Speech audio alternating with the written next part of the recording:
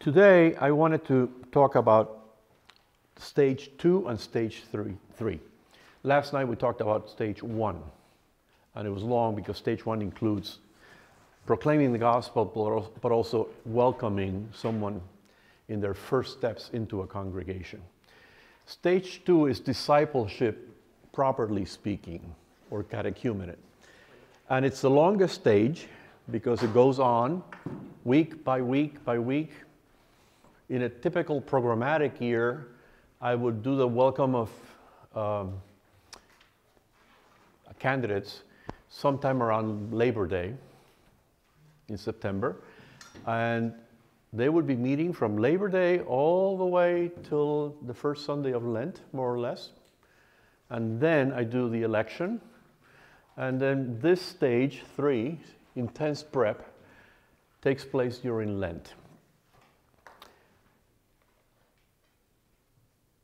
But how do you show up in your if you were doing that rhythm, how do you handle the newcomer who comes in November? You throw him in. Who's in does she have to wait till the next? No, you do the rite of welcoming because you can do it any Sunday for her, and you put her in the group right away. And the group deals with bringing her up. I think that's important. Okay. Now, if the person arrives the last Sunday of Epiphany, you're not going to give her a 1-week catechumenate before election.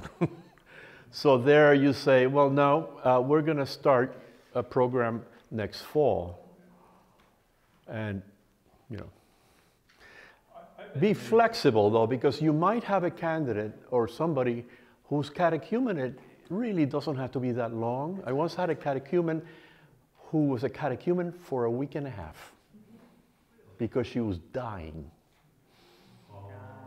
And quite sick. We baptized her in her deathbed, but we did the whole process for the sake of the congregation.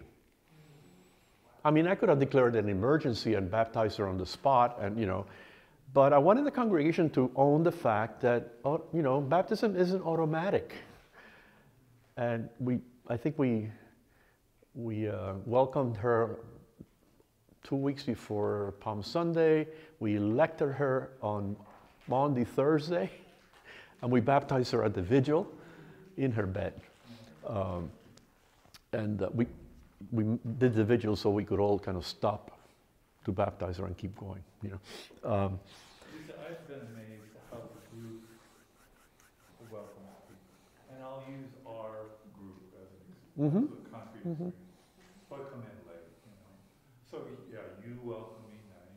Jerusalem welcomes me, but the real welcome happens at the table, and that's exactly what happens.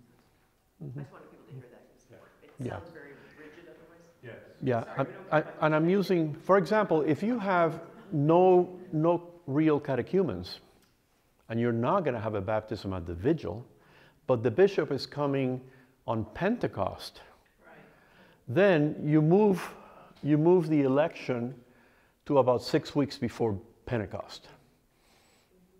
Okay, you don't necessarily have to do it on Lent 1. All right, let me go back and talk a little bit about discipleship proper, stage 2, which you were doing last night before you were elected this morning. I think it was Larry who said that the discipleship is the motor of the whole thing. It's this week by week reflection on your life in the light of Scripture, in community. Okay. A, these sessions week by week are not and should not be classes. And we did that very well. I didn't see anybody delivering lectures, okay, which is one of the temptations of the clergy, of course. And I'm terrible at this in a parish setting because I immediately want to give a talk about the meaning of everything. And what I do now is I just say, now I have a trained catechist now, I'll show up with a group, especially with Latinos, this is important. How nice that you all came, you're in great hands, let's say a prayer, and I bless them, and I get out. because they want my approval, right? But get out of the way. There will be a need for classes throughout. There's always someone who must read, who wants a book on theology, who has doubts about the Trinity. We had a catechumenate once who heard the story of the martyrdom of Perpetua, who went to the lions knowing that she was abandoning her children. And she was horrified. She said, I could never abandon my children for the faith. Well, that allowed for a special talk by the rector on the role of reason in the Anglican conscience, respect for conscience, right? So she was assuaged. But I think it's better to wait until an issue rises and then talk to some expert and say, we would like to schedule a special talk about this. Do not schedule it at the same time and in the same place as the discipleship group. Do it Saturday afternoon, do it whenever. And the reason is you don't ever want to contaminate the Bible reflection group with intellectual lucubrations. Is that the word, lucubrations? Because once you start going that way, arguing about ideas, right, you've lost the whole purpose of the group. In these sessions, everyone is a teacher. And equally so, because everyone is an expert in their own life. So you want I statements, not you should, or you're wrong because, or you shouldn't be feeling that way. No, none of that. And because it's all, Larry alluded to it already, because you're doing it together, it's already a rehearsal of life in community.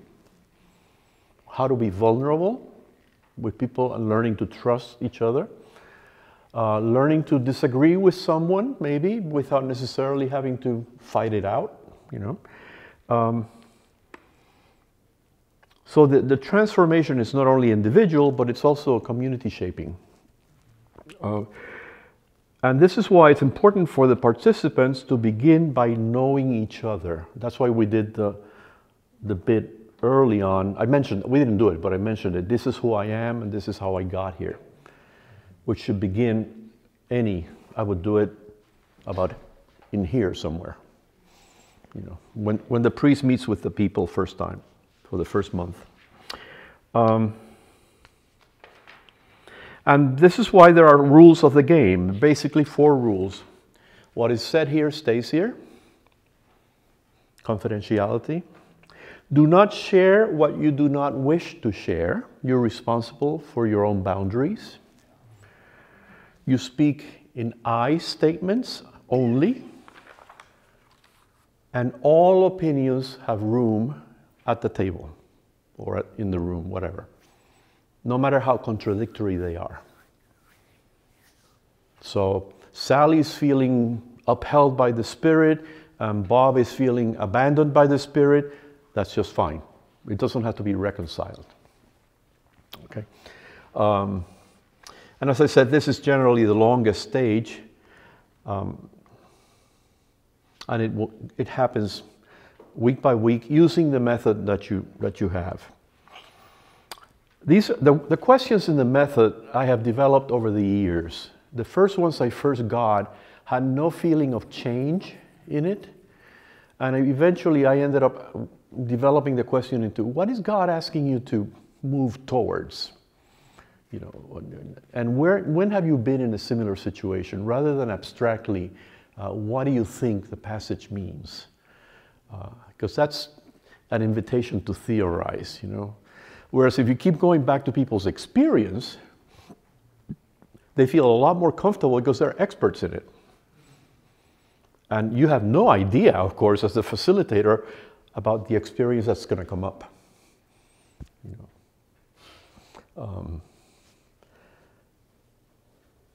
And so by doing that week by week, there are 4 main skills that inform the entire process that they begin to develop or hone.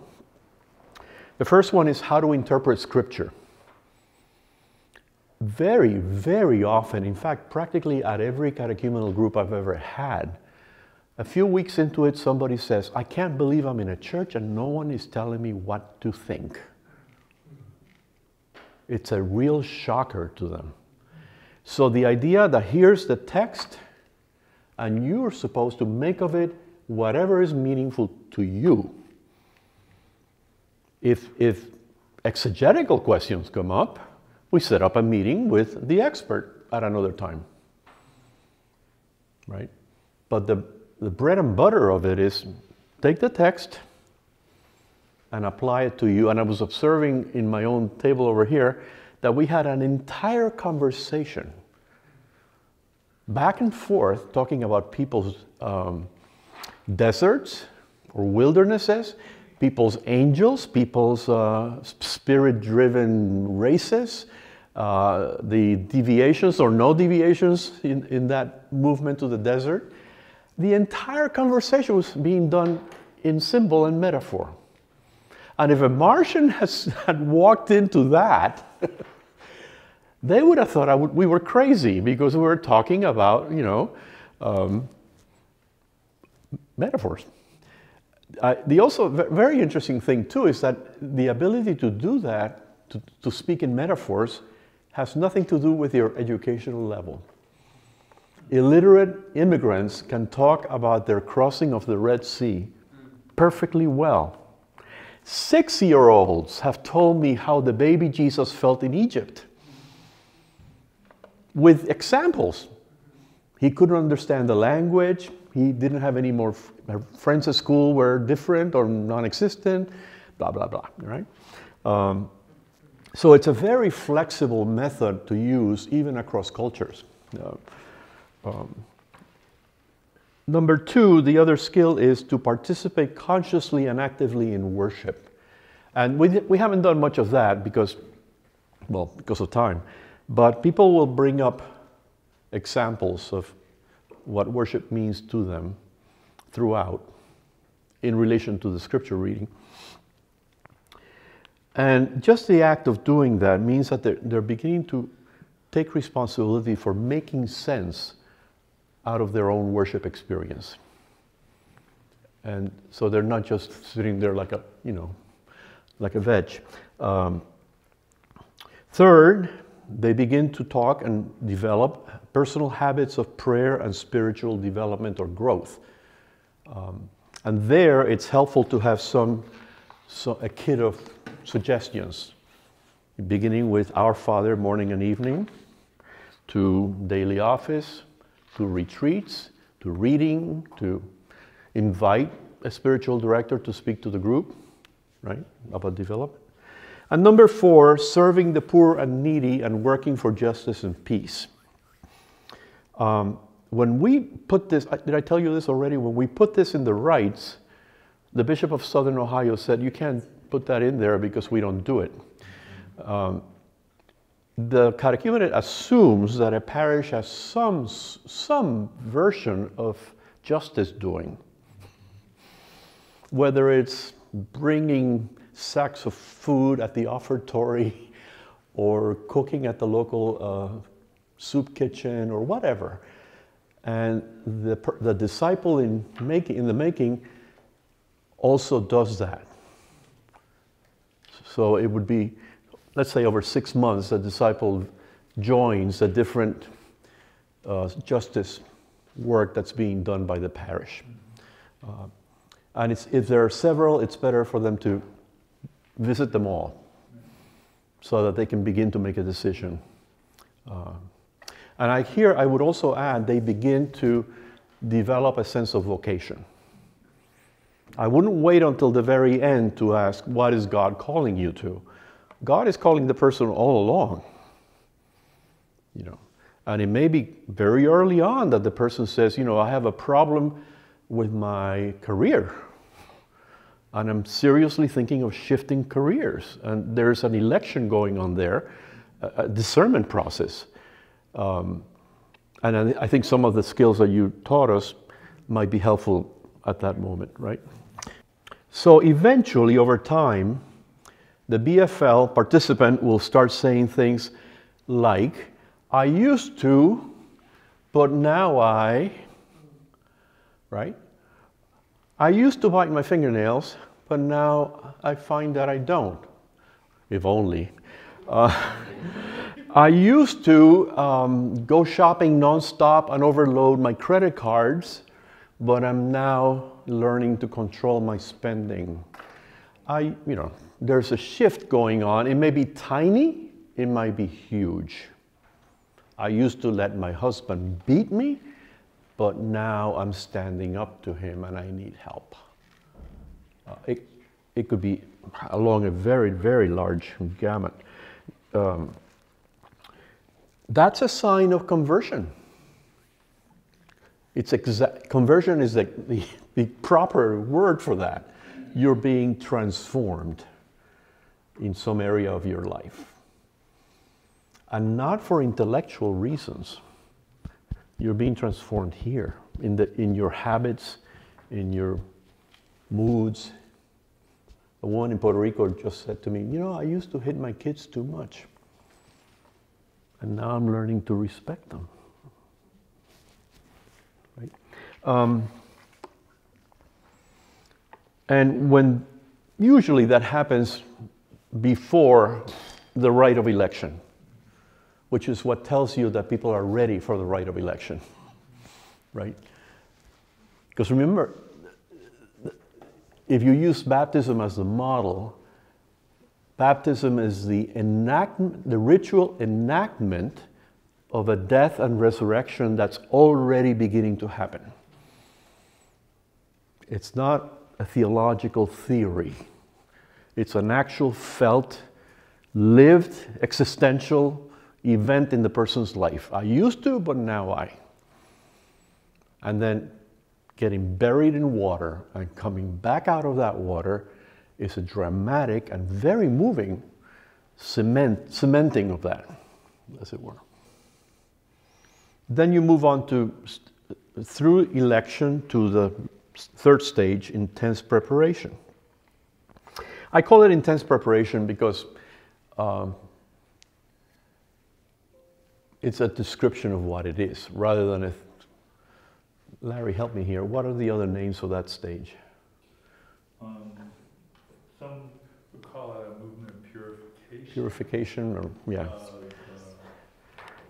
This is what happens after the rite that we did this morning. Yes. The rite of election begins stage 3. And then we had that, and the rite of election is sometimes called rite of enrollment. Enrollment, because you sign the name, right? And that's actually what it says in the BOS. Yeah, this could be election or enrollment. And it kicks off intense preparation. So that's why I said before, you want to do the rite of election about 6 weeks before the end date. Intense preparation should take about 6 weeks. So now in intense preparation, same rhythm of meeting. You meet every week, same time, same place. But the disciples are beginning to get a sense of what God is calling them to. And therefore, they're also getting a sense of the obstacles to that. In the ancient church, the obstacles were called demons, because they really believed there were demons flying in the air. And in the stars were demonic, and nature was demonic. So through reflection, prayer, serving the poor, almsgiving, and other personal practices, they begin to live in however small new ways into this thing that God is calling them to. Okay. And I think, again, the inventory, the vocation inventory that we just did before is very helpful towards the end of discipleship or the beginning of intense prep. Because you want to help them identify the obstacles. I'm afraid of talking to my boss about his pinching me in the butt, right? Or I can't stop smoking, whatever, And so it's a very appropriate exercise for Lent, although it doesn't have to be Lent. And the central image of it is our consciously walking towards God. The fathers of the church used to say that on the way to the font, the demons try to trip the catechumen from getting to the font. Because they get last-minute fears and, and temptations and hesitations and all of that. So identifying these obstacles is kind of important. And the obstacles are both individual and personal, but also societal. The homophobia of my people is preventing me from coming out of the closet. It might be very general like that, and it may have to, in order to be able to deal with it, you may have to bring it down to a gradual coming out, little by little, because the size of it is just too big. And it's also intense because, as I said, the fears show up. And therefore, the candidates need extra support. And here's where the sponsors really, really are important. You really should never do intense prep without sponsors. Because it's a lot like AA. It's a lot like, needing a call or someone to call halfway through the week when you're working on this stuff.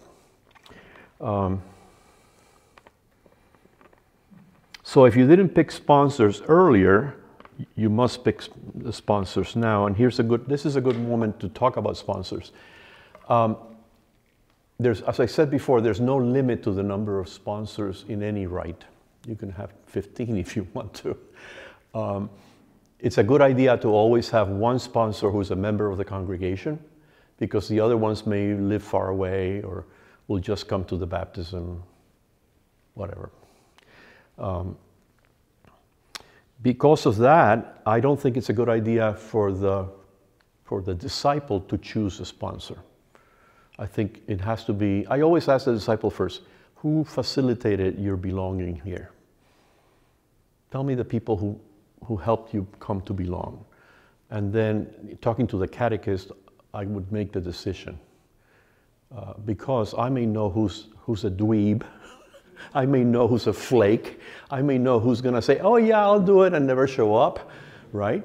So you want to pick a sponsor that's going to be mature, good with confidence, confidentiality, committed to the parish, and not crazy. Use your common sense. If you have catechumens, you may use year A, always, with the bishop's permission. And the reason is that the readings in year A are catechumenal, especially all through Lent. There are optional rites. For example, you can solemnly give the Our Father and the Creed to the catechumens in this period. And of course, the end of this stage is where the catechist should have a role in planning the liturgy that is coming here. Do not wait to tell the catechist on the Holy Saturday night what they're going to do or how you're going to do the baptism. Get the catechist involved. The candidate doesn't have to know every single detail. It's kind of fun to keep some surprises in your pocket. For example, I once baptized 3 little boys. We got a kiddie pool. This is the Easter Vigil in a slum in Oakland, right? And everybody's standing there with candles. And the 3 kids get in the water, and we pour water over them. They were in their bathing suits.